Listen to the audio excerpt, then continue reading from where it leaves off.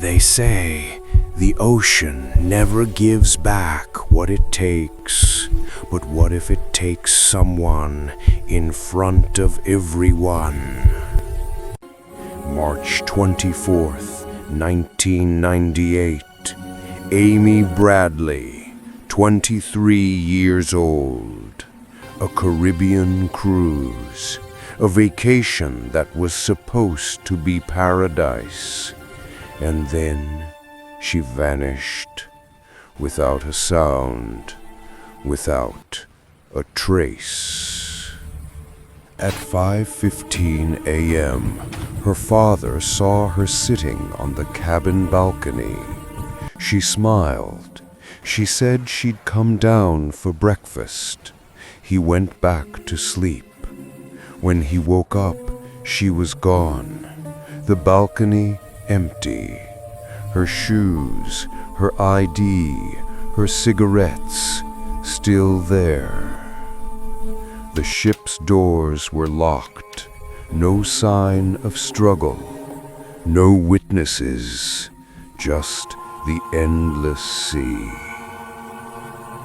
Crew members claimed they saw her hours later on deck 10 near the bar. Others swore they saw her with a man in Aruba. Even years later, tourists said they spotted her, alive, older, different, but her eyes the same. One photo surfaced online, a woman sitting on a bed, the same tattoos, the same smile, the same Amy. Maybe. The FBI still lists her as missing. No body, no proof, just rumors of human trafficking, a black market trade, and an ocean that keeps its secrets. But here's the part that still haunts me.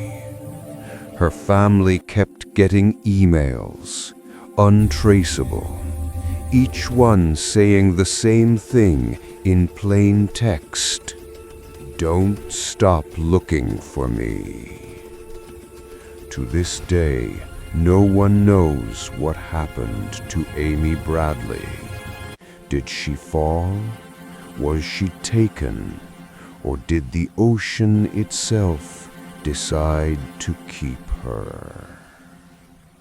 Some say on certain nights you can still hear her calling from deck 10, asking for help, but the sea never answers. If you want me to uncover the FBI case file and read the real emails they received, subscribe now and comment Amy so I know you're ready for part 2. Don't go on a cruise alone, and don't answer the ocean when it calls.